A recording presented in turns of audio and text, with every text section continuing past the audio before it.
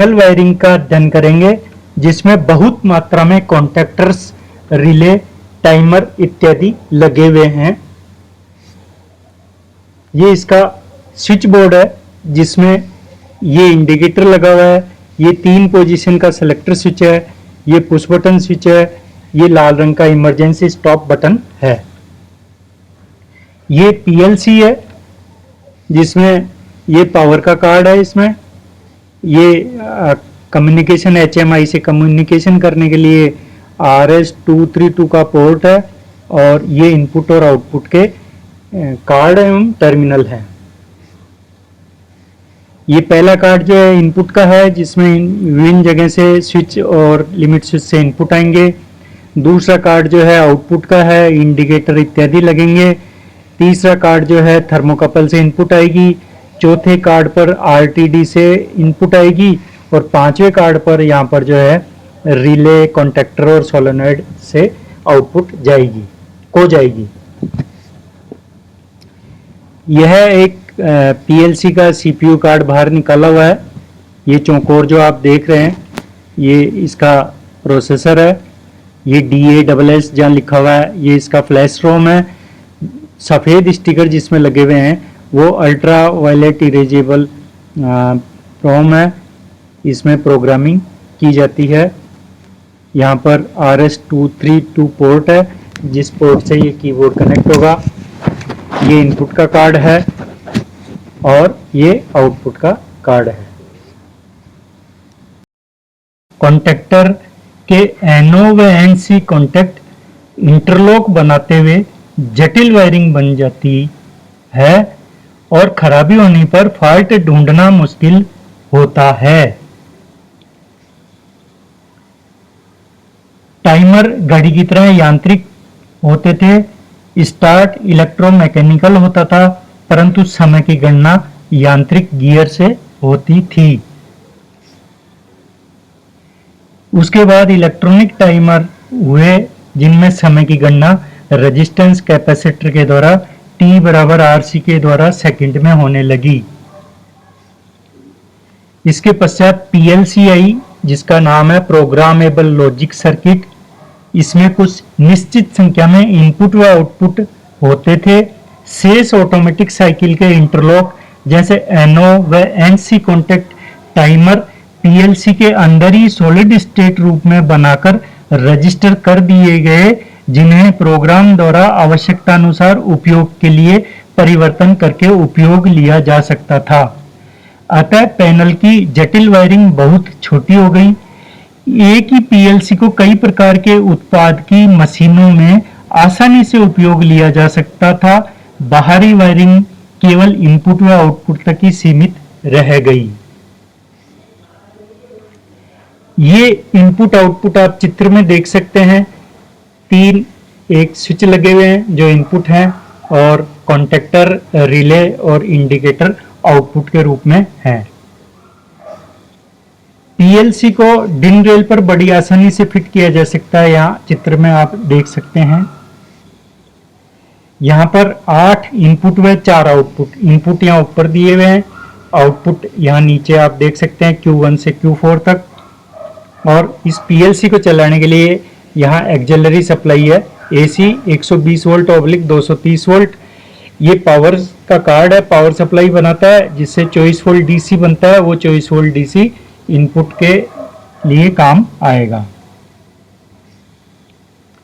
यहाँ इसी PLC में 3 ऊपर इनपुट है और 3 ही आउटपुट आप देख पा रहे हैं। इनपुट के रूप में आप स्विच प्रयोग कर सकते हैं। यहाँ ये स्विच दिखाए हुए हैं, सेलेक्टर स्विच, की स्विच, पुश बटन स्विच, और ये प्रेशर स्विच यहाँ आप देख रहे हैं, फ्लो स्विच देख रहे हैं आप। लेबल स्विच ये है, प्रेशर स्विच ये है, फोटो इलेक्ट्रिक सेंसर इनपुट के रूप में काम लेते हैं। PLC के साथ में कम्युनिकेशन करने के लिए HMI इंटरफेस का प्रयोग करते हैं, जिसका पूरा नाम ह्यूमन मशीन इंटरफेस है। HMI एक और तरह की HMI। टच पैनल की शुरुआत यहीं से हुई थी, क्योंकि स्विचों की संख्या बहुत ज़्यादा हुई और इतने स्विच में जटिलता बढ़ती गई, अतः ये टच सेंसर काम चालू हुए। यहाँ एक पीएलसी में आप देख रहे हैं 000 और 001, ये एक्सटर्नल इनपुट है। 030, 031 और 032 ये एक्सटर्नल आउटपुट है। बाकी बीच में जो आपको इतना इंटरलॉक दिखाई दे रहा है, ये पीएलसी के अंदर सॉफ्ट कॉपी में इंटरलॉक है। ये यहां पर नीले रंग का और ये लाल रंग का एक्सटर्नल इनपुट आउटपुट है, हरे रंग और केसरी रंग में इंटरनल पीएलसी के अंदर लॉजिक बने हुए हैं। कंप्यूटर के द्वारा प्रोग्राम किया जाता है। ये एनओएनसी कॉन्टैक्ट या टाइमर इसमें जो है काम में लिए जाते हैं। पीएलसी की सीमाएं हैं।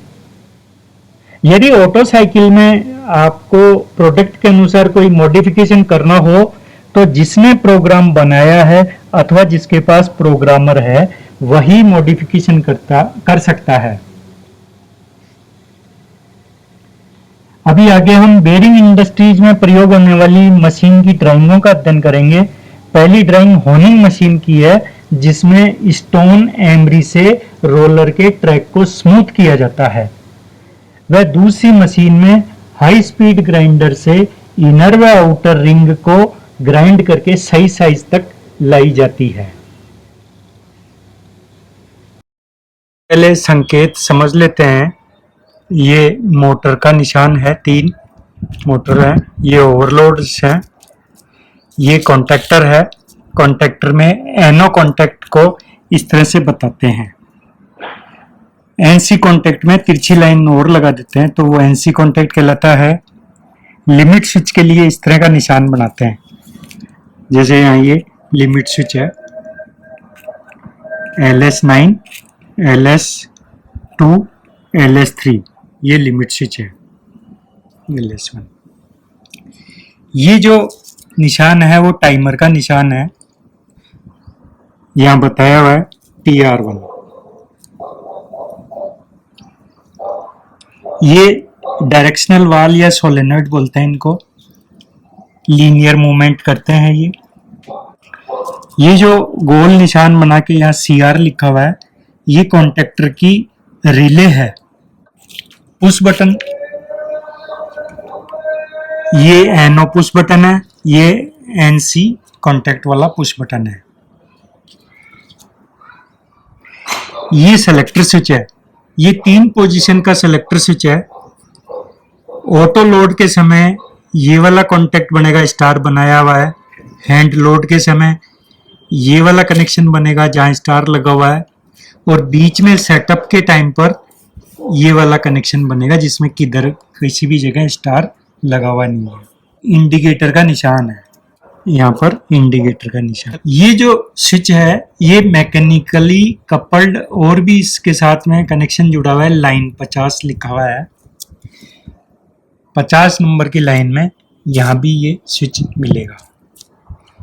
फिर यहाँ 64 नंबर लिखा हुआ है, यहाँ से 64 नंबर पर यहाँ भी ये स्विच, एक ही स्विच को दबाने से 1, 2 और 3 स्विच एक साथ ऑपरेट होंगे। या इसी तरह से ये रिटर्न एंड अनलोड का स्विच जो है वो यहाँ भी है। 2 कॉन्टैक्ट हैं इसके, आपस में मैकेनिकली जुड़े हुए हैं, डैश डैश में बताया हुआ है। इसी तरह से ये लिमिट स्विच है जो आपस में जुड़े हुए हैं, डॉटेड लाइन में या दिखाए हुए हैं। बाईं तरफ यहाँ जो है गिनती आपको दिखाई दे रही है, 1, 2, 3, 4, 44 तक गिनती आप देख पा रहे हैं। अगले पृष्ठ पर आएंगे तो 45 से लेकर के और 87 तक गिनती लिखी हुई है। दाईं साइड में यहाँ उसके बारे में नाम लिख के बताया हुआ है कि ये किस काम के लिए है, और इसके पास में जो नंबर लिखे हुए हैं वो नंबर बताते हैं इनका उपयोग कहाँ कहाँ हो रहा है। आगे बढ़ते हैं।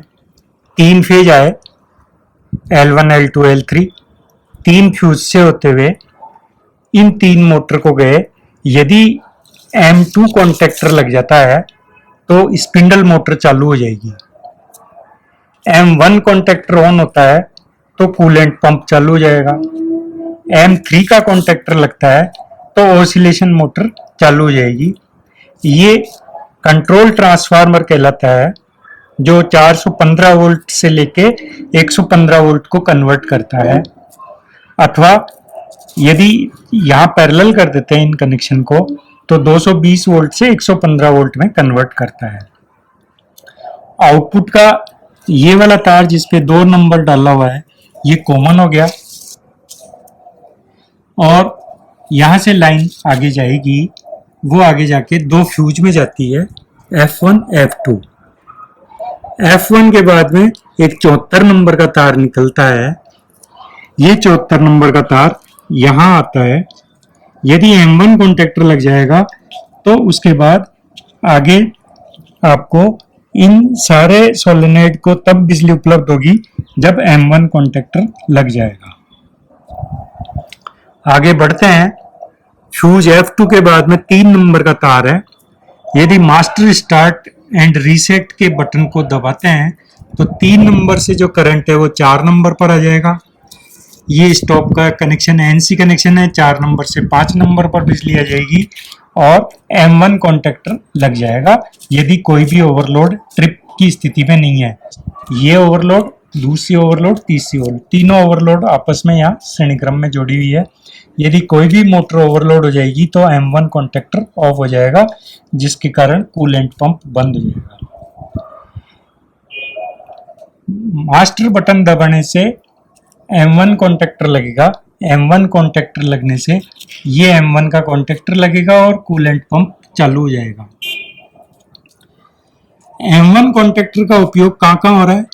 3 कॉन्टेक्ट तो 4 नंबर पर काम आ रहे हैं, एक 13 नंबर पर और एक 76 नंबर पर।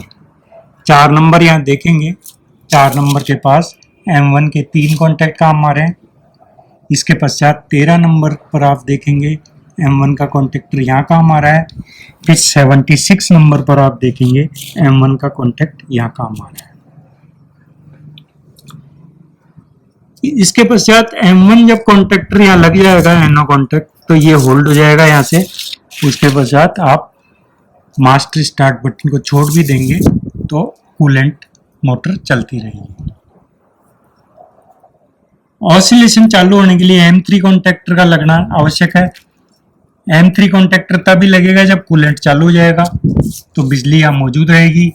उसके पश्चात यदि या तो जॉग मोटर्स का बटन दबा दें और CRH चालू हो तो ये कॉन्टेक्ट चालू होगा, अथवा CR5 का कॉन्टेक्टर लग जाएगा तो ये मोटर चलेगी।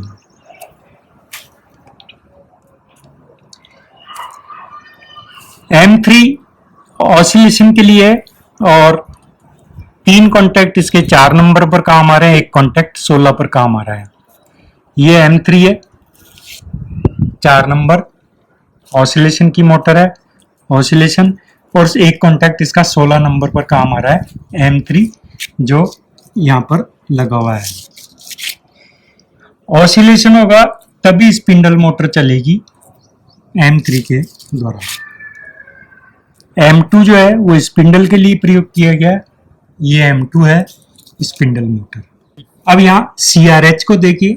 CRH ये है सेटअप के लिए। ये जो स्विच है वो बीच में होगा सेटअप वाली पोजीशन में, तो 4 नंबर से जो करंट आएगा उस 4 नंबर से CRH चालू रहेगा। जैसे ही जॉक बटन दबाएंगे तो ऑसिलेशन चालू होगा। CR2 यदि ऑन होता है, कूलेंट मोटर पहले से ही चल रही हो, CR2 ऑन हो जाता है तो लोडिंग वाला सोलेनॉइड जो है काम करना चालू करेगा।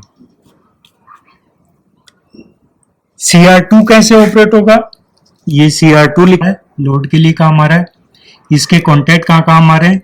24, 34, 77 और 79। तो CR2 77 पर यहाँ काम आ ही रहा है, 79 पर भी काम आएगा। CR2 24 और 34 पे भी काम आएगा। 24 नंबर पर CR2, 34 नंबर पर CR2। CR2 को ऑपरेट होने के लिए ये 1, 2, 3, 4, 5 रास्ते बनते हैं। इनमें से कोई भी रास्ता जो है वो पूर्ण होने पर CR2 लगेगा।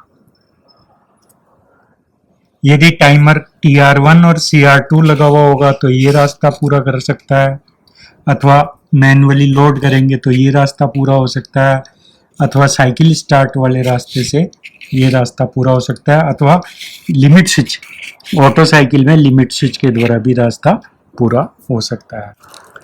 यहाँ CR1 जो साइकिल स्टार्ट के लिए है, इसके लिए ये जो स्विच है 3 पोजीशन का सेलेक्टर स्विच, इस स्विच को या तो ऑटो लोड की तरफ होना चाहिए अथवा हैंड लोड की तरफ होना चाहिए। यदि हैंड लोड की तरफ स्विच होगा तो CR7 का ऑफ होना जरूरी है। ये CR7 का NC कॉन्टेक्ट है। यदि ऑटो लोड की तरफ होगा सेलेक्टर स्विच तो ये रास्ता कंप्लीट होगा। यहां पर LS7 ये लिमिट स्विच है जो ओपन कनेक्शन में है। ये क्लोज तब होगा when race stone wears out. जो स्टोन है वो घिस जाएगा तो नीचे आएगी स्लाइड, और स्लाइड के नीचे होने से LS7 ऑपरेट होगा, जिसके कारण कॉन्टेक्टर नो लग जाएगा। कॉन्टेक्टर नो लगने से उसका कॉन्टेक्ट लगेगा और ये होल्ड हो जाएगा। होल्ड होने के बाद में CR9 के कारण ये चेक स्टोन का इंडिकेटर चालू हो जाएगा। इस प्रकार जो है आपस में इंटरलॉकिंग होके ये परिपथ अपना काम करता है। यहाँ जो सोलेनॉइड बताए हुए हैं, ये सोलेनॉइड जो है लोड के लिए है, ये प्रेशर रोलर एंगेज के लिए है, ये टूल इन के लिए है, इंगेज टूल के लिए है, फीड के लिए है, टूल आउट के लिए है, प्रेशर रोलर रिटर्न के लिए है, और ये अनलोड के लिए है। इसी तरह से आप और भी पैनल के वायरिंग डायग्राम को समझ सकते हैं। उनमें कुछ संकेतों में अंतर हो सकता है। वायरिंग का अध्ययन करते हैं। ये कंट्रोल पैनल आप यहाँ देख रहे हैं, ऊपर जहां ये प्लस का निशान मूव कर रहा है कर्सर, ये टर्मिनल स्ट्रिप है। यहां से कनेक्शन बाहर जाएंगे या अंदर आएंगे। स्विच, लिमिट स्विच जाएंगे, सोलेनॉइड, मोटर्स, उनके लिए जो कनेक्शन जो भी बाहर से अंदर या अंदर से बाहर जाएंगे वो यहाँ पर ये कॉन्टेक्टर है। ये भी टर्मिनल स्ट्रिप है। यहाँ पर ये इनके ओवरलोड या मेन स्विच MCB बोलेंगे। ये पावर का ड्राइंग है, मेन स्विच है। यहाँ पर 3 फेज के फ्यूज हैं, पावर कॉन्टेक्टर है। ये स्विच बोर्ड है। ये 3 पोजीशन का स्विच है, ये 2 पोजीशन का सेलेक्टर स्विच है, इंडिकेटर है, ये भी सेलेक्टर स्विच है 2 पोजीशन का, ये सेलेक्टर स्विच है, ये सेलेक्टर स्विच है। लाल रंग का इमरजेंसी बटन है, ये पुश बटन कूलेंट के लिए है, ये पुश बटन जो है सक्शन के लिए है। डस्ट पार्टिकल जो उड़ेंगे उनको वैक्यूम से सक कर लेगा। ये स्लाइड को लेफ्ट राइट करने के लिए, ग्राइंडिंग व्हील चलाने के लिए है। कंट्रोल वोल्टेज का ट्रांसफार्मर है। यहाँ पर ये मैग्नेट बनेगा चक के लिए। मैग्नेट की पोलरिटी बदलने के लिए कॉन्टेक्टर लगे हुए हैं। CR9 जब लगेगा तो एक पोलरिटी से बनेगा, और CR9 जब ऑफ होगा तो दूसरी पोलरिटी में वो बनेगा। ये आर्मेचर की फीड मोटर है। जब ग्राइंडिंग होता है तो ग्राइंडिंग करने के लिए जब आगे मूव करता है ग्राइंडिंग व्हील, तो वो कितना मूव करना है वो फीड मोटर पर निर्भर करता है। अतः इसकी 3 स्पीड यहां से ली जा सकती है। सिलेक्शन किया जाएगा कॉन्टेक्टर के द्वारा। ये जो कॉन्टेक्टर है CR12, CR8, रेक्टिफायर से डीसी बनेगा इसी से, और ये डीसी आर्मेचर को जाएगी। जो ग्राइंडिंग व्हील है, ग्राइंडिंग करने के बाद ग्राइंडिंग व्हील की आकृति बिगड़ जाती है, उसको पुनः ड्रेस किया जाता है डायमंड के द्वारा। कांस्टेंट वोल्टेज ट्रांसफार्मर है, ये रेक्टिफायर है, रेक्टिफायर को ओवरलोड के थ्रू सप्लाई आ रही है जो मोटर को जाएगी। एक दूसरा रेक्टिफायर है जिसके द्वारा क्लच और ब्रेक लगेंगे। ये नॉक ऑफ इलेक्ट्रॉनिक यूनिट है जिसमें यहाँ पर ग्राउंड के जब टच होगा तो ये यूनिट जो है आगे सिग्नल देती है। अब यहाँ से मेन कंट्रोल सर्किट बनाना चालू करते हैं। ये हाइड्रोलिक का स्टार्ट बटन है, ये स्टॉप का बटन है। मेन कॉन्टेक्टर CR1 है, C3 हाइड्रोलिक पंप चलाने के लिए कॉन्टेक्टर है। इस C3 के श्रेणी क्रम में कई कॉन्टेक्टर के ओवरलोड श्रेणी क्रम में जोड़े हुए हैं। CR1 जब लग जाएगा उसके पश्चात यहाँ इस CR1 से आगे बिजली जाएगी। C4 से ये होल्ड होगा, यहाँ C4 लगाया हुआ है। ये प्रेशर स्विच है, pressure switch 1, pressure switch 4, pressure switch 5।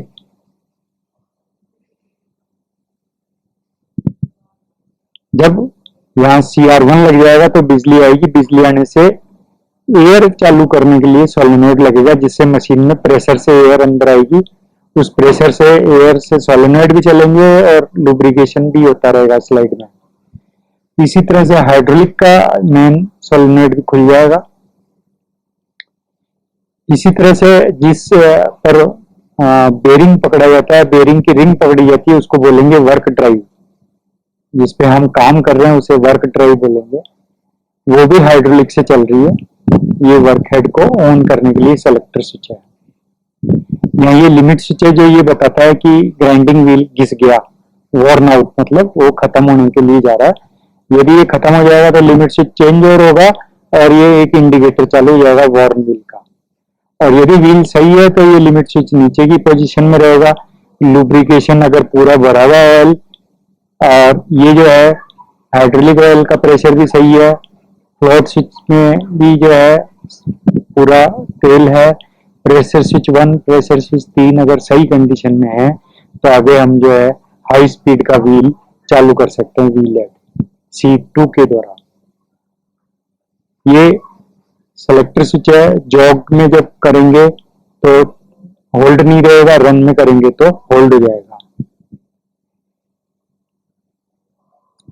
यहाँ पर आगे आते हैं और ये साइकिल का सेलेक्टर स्विच है। साइकिल सेमी साइकिल में केवल एक साइकिल चल के मशीन रुक जाएगी, ऑटो में लगातार चलती रहेगी साइकिल, बार बार वही काम रिपीट होता रहेगा।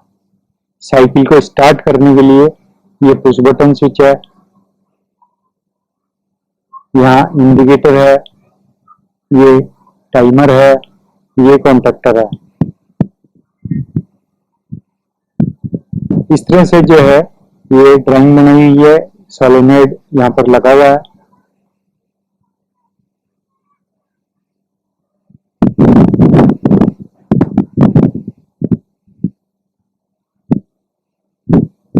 अब इसके बाद में स्टॉक सेंसर के कनेक्शन यहाँ पर लिखे हुए हैं, एक यूनिट है। इसी तरह से फीड नॉक ऑफ यूनिट के यहाँ कनेक्शन लिखे हुए हैं, काउंटर के कनेक्शन है। सेलेक्टर स्विच जो है वो सारे सेलेक्टर स्विच के कनेक्शन यहाँ पर बनाए हुए हैं, उनमें कितने कॉन्टैक्ट है। यहाँ जैसे ये फीड का, इसमें 1 2 3 4 5 कॉन्टैक्ट हैं। इसमें साइकिल वाले में 3 कॉन्टैक्ट है, वर्क हेड में 1 ही कॉन्टैक्ट है। ये लिमिट स्विच है, यहाँ पर ये 5 लिमिट स्विच बताए हुए हैं, ये भी लिमिट स्विच है। इसके पश्चात ये केम है, केम आपको अभी बाद में बताएंगे। गोल एक लोहे का पीस होता है जिस पर अलग अलग जगह पर अलग अलग कंडीशन पर ये स्विच ऑपरेट होते हैं, केम लिमिट स्विच बोलेंगे इनको। ये इंडिकेटर है, ये जो है वेरिएक है जो एडजस्टमेंट करके वोल्टेज देंगे। ये स्पार्क आउट टाइमर 1 है, स्पार्क आउट टाइमर 2 और ये फीड रिवर्स रेट का टाइमर है। इस टाइमर में एक तो टाइम्ड कॉन्टैक्ट होगा और एक इंस्टेंट कॉन्टैक्ट होगा। ये इसकी एक्सिलरी कॉइल का सप्लाई है। यहाँ TR8, TR7, TR6 ये टाइमर है। ये CR जो है कॉन्टैक्टर है। ये स्टॉक सेंसर और कांस्टेंट वोल्टेज ट्रांसफार्मर है। पैनल पर लेआउट जहाँ पर ये लगे हुए हैं वो बताया हुआ है। इसी तरह से ये स्विच भी वहां लगे हुए हैं। Hydraulic start, hydraulic stop, wheel start, cycle start, ये भी कॉन्टैक्टर हैं सारे। ये रेक्टिफायर है, यहाँ पर ये स्विच हैं, ये रेक्टिफायर हैं। फीड नॉक ऑफ यूनिट है, ये कंट्रोल ट्रांसफार्मर है। फ्यूज हैं, ये फ्यूज हैं। ये पावर के कॉन्टैक्टर है। मशीन में विभिन्न जगह जो ये एयर के सोलेनॉइड लगे हुए हैं, ये हाइड्रोलिक के सोलेनॉइड्स लगे हुए हैं। कुछ सोलेनॉइड अकेले होते हैं, कुछ पेयर में होते हैं दोनों डायरेक्शन पर चलने के लिए। ये जो लुब्रिकेशन जहाँ भरा हुआ रहता है वहां के फ्लोट स्विच हैं। ये एयर प्रेशर के स्विच हैं। जो कॉन्टैक्टर हैं CR, उनमें कितने कॉन्टैक्ट हैं, जैसे CR7 में 1 2 3 4 तो NO कॉन्टैक्ट है, 1 2 3 4 NC कॉन्टैक्ट है। और उन कॉन्टैक्टर के जो नंबर वाले तारों के जो नंबर है वो यहाँ लिखे हुए हैं सब।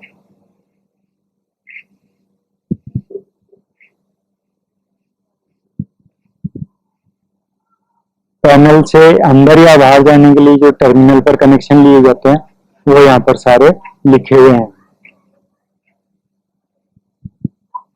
ये टर्मिनल स्ट्रिप पर कितने वायर आ रहे हैं और उस पे कितने नंबर लगे हुए हैं, ये नंबर यहाँ इंद्राज किए हुए हैं। ये स्विच के अंदर के कनेक्शन है, कितने स्विच में ब्लॉक हैं, NO NC है वाले हैं। यहाँ स्टार जो बताया हुआ है, ऑटो में स्टार वाली ऑन होंगे और जो ये वाला स्टार है ये मैनुअल के लिए होगा, पहले बताया हुआ है। ये केम है जो रोटेट करती है और उस पर अलग अलग जगह पर स्विच अलग अलग कंडीशन में अलग अलग ऑपरेट होंगे। इस तरह से ये जो ऊपर की हमने ड्राइंग देखी ये फाइनल ड्राइंग है। इसको बनाने के पहले ये रफ ड्राइंग बनाई थी जिसको हरे पेन से काटा हुआ है। उसके भी पहले एक और ड्राइंग बनाई थी, इसे भी हरे पेन से काटा हुआ है।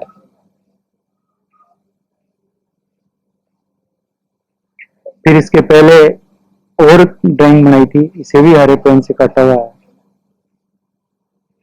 इस तरह से ये कई स्टेज में ड्राइंग बनाई गई थी तब जाके फाइनल ड्राइंग बनी है। यहाँ कुछ नोट्स लिखे हुए हैं, क्या क्या करना है, जैसे यहाँ लिख लिया गया था।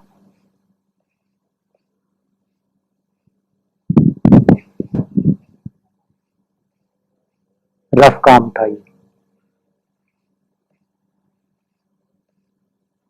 कुछ डाउट्स थे उनको भी लिख दिया गया। ये सब आप देख रहे हैं रफ काम। मशीन के साथ वैसे तो ड्राइंग आती है और यदि मशीन के साथ ड्राइंग नहीं आती तो फिर मशीन की ड्राइंग बनानी होती है और उसके लिए ये प्रोसीजर फॉलो करना होता है जो आपको यहाँ बताया गया है। सबसे पहले पूरे contactor, switch, limit switch, timer, float switch, उन सब पे जाके उनके वायर नोट कर लिए जाए और नोट करके उनको इस तरह से इंद्राज कर लिया जाए और फिर उसका सर्किट डायग्राम बनाते जाएं और सही का निशान लगाते जाएं जो जो काम आते गए। और फिर इस तरह से जो है रफ ड्राइंग बनेगी। पहले छोटे छोटे टुकड़ों में ड्राइंग बनेगी और उन छोटे छोटे टुकड़ों की ड्राइंग को आप जो है फिर उनको मिलाने का प्रयास करेंगे। जब इनको आप मिलाएंगे तो इस तरह से ड्राइंग बनना चालू होगी, ये ऐसे ड्राइंग बनना चालू होगी। परंतु इस ड्राइंग में अभी आपस में एक दूसरे से लिंक नहीं हुआ, ये सब टुकड़ों में है और धीरे धीरे एक स्टेज, 2 स्टेज, 3 स्टेज, 4 स्टेज करते हुए जब आप आएंगे तो इस तरह से ये फाइनल डायग्राम बन जाएगी जो अब संपूर्ण रूप से आपस में एक दूसरे से कनेक्टेड है। ये 4 नंबर का वायर यहाँ जा रहा है नीचे दूसरे पेज पर 8 नंबर का तार यहाँ जा रहा है। इसी तरीके से ये 67 का वायर भी जो है वो आपको आगे पेज नंबर 5 पे मिल जाएगा। ये 7 नंबर का तार जो है वो यहाँ जा रहा है। फिर इसी तरह से 19 नंबर का तार आगे जा रहा है। ये 64 नंबर का तार यहाँ आ गया। 63 नंबर का तार भी जो है आगे आपको मिलेगा। ये 63 नंबर का तार यहाँ मिल गया। ये एक मोटर है जिसको स्टार डेल्टा में कनेक्शन करने हैं। देखते हैं कि ये 3 वाइंडिंग है।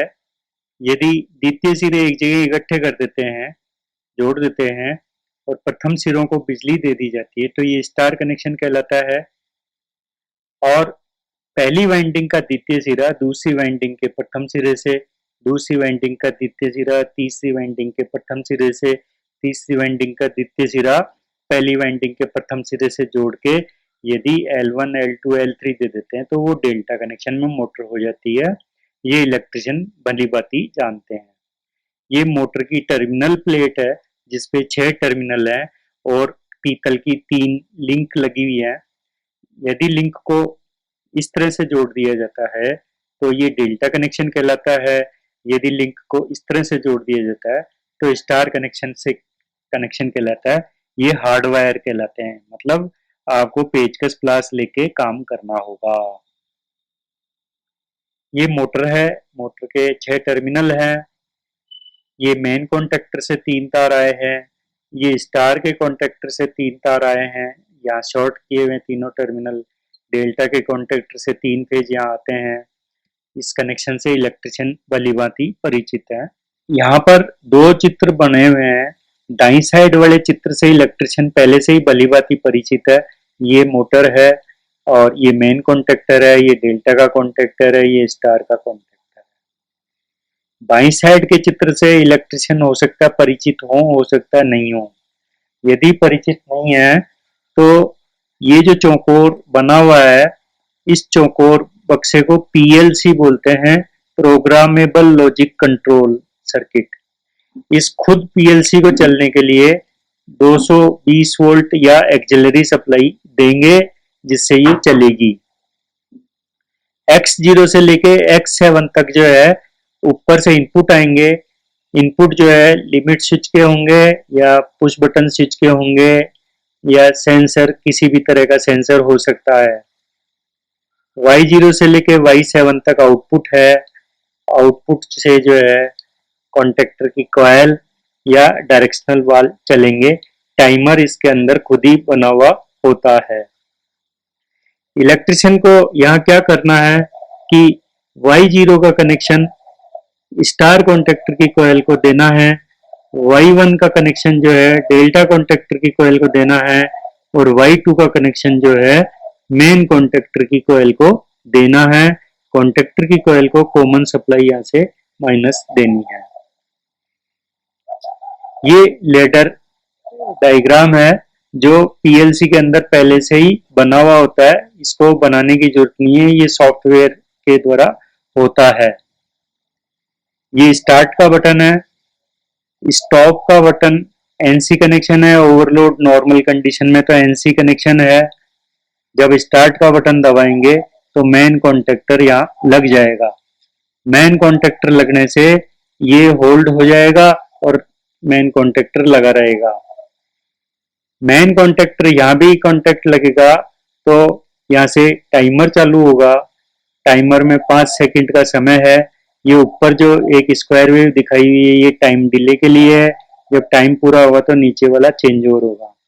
ये टाइमर का NC कॉन्टेक्ट है, ये टाइमर का NO कॉन्टेक्ट है। डेल्टा कॉन्टेक्टर अभी लगा हुआ नहीं है तो ये भी NC कनेक्शन है, तो यहाँ स्टार का कॉन्टेक्टर लग जाएगा। अब जब टाइम पूरा हो जाएगा उसके पश्चात ये कनेक्शन ओपन हो जाएगा और ये कनेक्शन बन जाएगा। ये कनेक्शन ओपन होने से स्टार का कॉन्टेक्टर बंद हो जाएगा। मेन कॉन्टेक्टर पहले से लगा हुआ है, टाइमर अब लग चुका है, अतः बिजली यहाँ से आएगी। स्टार का कॉन्टेक्टर बंद हो गया, अतः NC कनेक्शन है तो यहाँ ये डेल्टा का कॉन्टेक्टर लग जाएगा। इस प्रकार ये PLC में अंदर टाइमर भी पीएलसी के अंदर इनबिल्ट होता है। ये लॉजिक कनेक्शन जो है ये भी इसके अंदर होते हैं। इलेक्ट्रिशियन को बाहर केवल ये कनेक्शन और ये कनेक्शन करने की आवश्यकता होती है। एसेसरीज क्या क्या लगेगी पैनल में, आप यहाँ देख सकते हैं। ये डिन रेल है जो आपको चमकती हुई दिखाई दे रही है, इस पे एसेसरीज लगेगी। और ये रेसवे है, प्लास्टिक की चैनल है, इसमें केबल जो है, मेन स्विच है, ये पुश बटन स्विच है। ये बाई साइड वाला पुश बटन स्विच बिना इंडिकेटर के है और दाई साइड वाला इंडिकेटर के साथ में है। ये इंडिकेटिंग लैंप है। ये विभिन्न आइटम लगते हैं, isolating switch, push button, indicating lamp, MCB, contactor, relay, thermal overload relay, timer, rectifier, limit switch, control transformer, MCB, overload relay, contactor, timer, electric relay, rectifier, limit switch. ये limit switch जो है, यहाँ आपको गोल गोल roller दिखाई दे रहे हैं। Linear movement में जब मशीन के पार्ट मूव करते हैं, वो इस जगह इसको जब धक्का देते हैं तो ये रोलर दबता है। दबने से इसके अंदर ये काले रंग का जो आपको दिखाई दे रहा है ब्लॉक, जिसमें एनओएनसी कॉन्टेक्ट होते हैं, वो चेंज ओवर हो जाते हैं। ये डिन रेल है फिगर 18 में जो आप देख रहे हैं। ये जी चैनल है जिसपे कनेक्टर फिट होते हैं। ये पैनल में रेसवे है जिसमें केबल रन करती है। ये टर्मिनल के कनेक्शन है। वायर के ऊपर पहचान करने के लिए फेरूल नंबर लगा दिए जाते हैं। ये जो है केबल बाइंडिंग की स्ट्रिप है जिसमें ये बटन लगा हुआ है, छेद में घुसा करके इनके जो है हार्नेस बना देते हैं केबल की। टाई है नायलॉन की, बांध देते हैं इनसे। ये लग या थिम्बल कहलाते हैं और ये स्लीव कहलाते हैं। ग्रोमेट पैनल में से जब वायर बाहर जाते हैं तो लोहे की चद्दर पे केबल का इंसुलेशन कटने की संभावना रहती है, इस कारण ये ग्रोमेट लगाते हैं। केबल ज्यादा मूव नहीं करे उसके लिए ये क्लिप लगाते हैं।